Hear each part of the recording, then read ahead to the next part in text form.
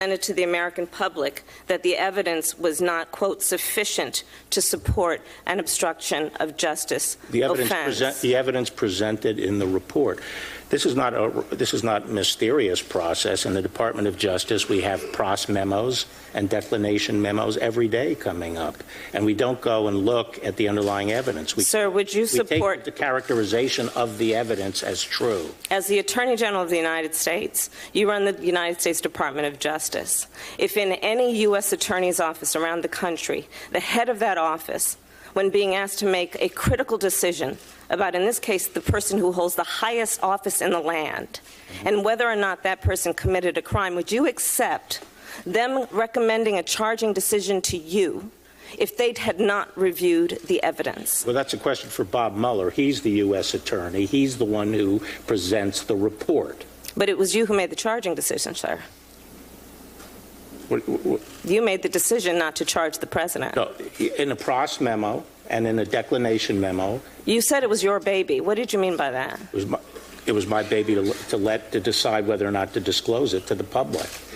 And whose decision was it? Who had the power to make the decision about whether or not the evidence was sufficient to make a determination of whether there had been an obstruction of justice? Prosecution memos go up to the supervisor. In this case, it was the Attorney General and the Deputy Attorney General who decide on the final decision. And that is based on the memo as presented by the U.S. Attorney's Office.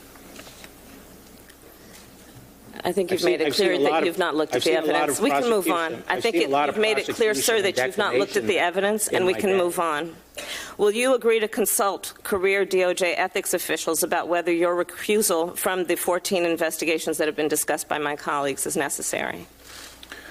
I don't see any basis for it. I already consulted with them, and you have consulted with them about the 14 other investigations? About the Mueller case. Have you consulted with the career DOJ ethics officials about the appropriateness of you being involved or recusing yourself from the 14 other investigations that have been referred out? On what basis? Conflict of interest, clear conflict of interest. What's my conflict of interest? I think the American public has seen quite well that you are biased in this situation and you've not been objective, and that would arguably be the conflict of interest. Well, I haven't been the only decision maker here. Now, let's take the Deputy Attorney General, Rod Rosenstein, who was approved by this Senate 94-6 with specific discussion on the floor that he would be responsible for supervising the Russian investigation. I'm glad you brought up that. Okay. That's a great he has 30 years experience, and we had a number of senior prosecutors in the department involved in this process, both career and non-career. Yes, I've read the process, sir. I have another question.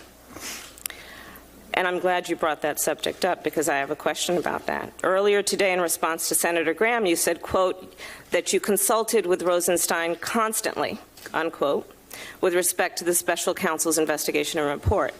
But Deputy Attorney General Rosenstein is also a key witness in the firing of FBI Director Comey.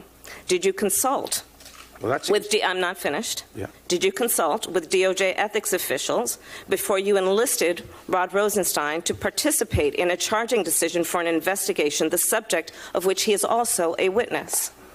My understanding was that he had been cleared already to participate in it by the. So you had consulted with them and they cleared it? No, I think they cleared it when he took over the investigation. Did you consult? My understanding. You don't know whether he's been cleared of a conflict of interest? He would be participating if there was a conflict of interest. So you're saying that it did not need to be reviewed by the career ethics officials in your office? I believe it was appropriate?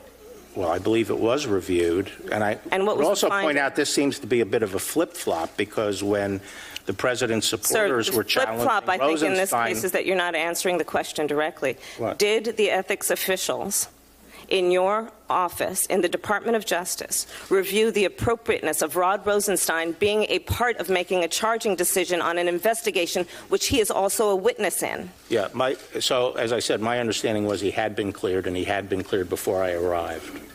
In making a decision on the Mueller report? Yes. And the findings of whether or not the case would be charged on obstruction of justice? He had been cleared on that? He was the acting attorney general on the Mueller investigation. had he been cleared He had been, to make, I am, by your side, a I am decision I am informed that before I arrived, he had been cleared by the ethics officials of what? of serving as acting attorney general on the Mueller case. How about making a charging decision on obstruction of justice? That is the what the underlying acting offenses, which include him as a witness. You know, that's what the acting attorney general's job is. To be a witness and to make the decision about being a prosecutor? Well, no, but to make charging decisions. I have nothing else. My time is right out. Now, the American people know that you are no different from Rudy Giuliani or Kellyanne Conway or any of the other people who sacrificed their once decent reputation for the grifter and liar who sits in the Oval Office. You once turned down a job offer from Donald Trump to represent him as his private attorney. At your confirmation hearing, you told Senator Feinstein that, quote, the job of Attorney General is not the same as representing, end quote, the president. So you know the difference, but you've chosen to be the president's lawyer and side with him over the interests of the American people. To start with, you should never have been involved in supervising the Robert Mueller investigation. You wrote a 19-page unsolicited memo, which you admit was not based on any facts, attacking the premise of half of the investigation. And you also should have insisted that Deputy Attorney General Rob Rosenstein recuse himself. He wasn't just a witness to some of the president's obstructive behavior. We now know he was in frequent personal contact with the president, a subject of the investigation. You should have left it to career officials. Then, once the report was delivered by the special counsel, you delayed its release for more than 2 weeks. You let the president's personal lawyers look at it before you even deigned to let Congress or the public see it. During the time, you substituted your own political judgment for the special counsel's legal conclusions in a 4-page letter to Congress. And now we know, thanks to a free press, that Mr. Mueller wrote your letter objecting to your so-called summary.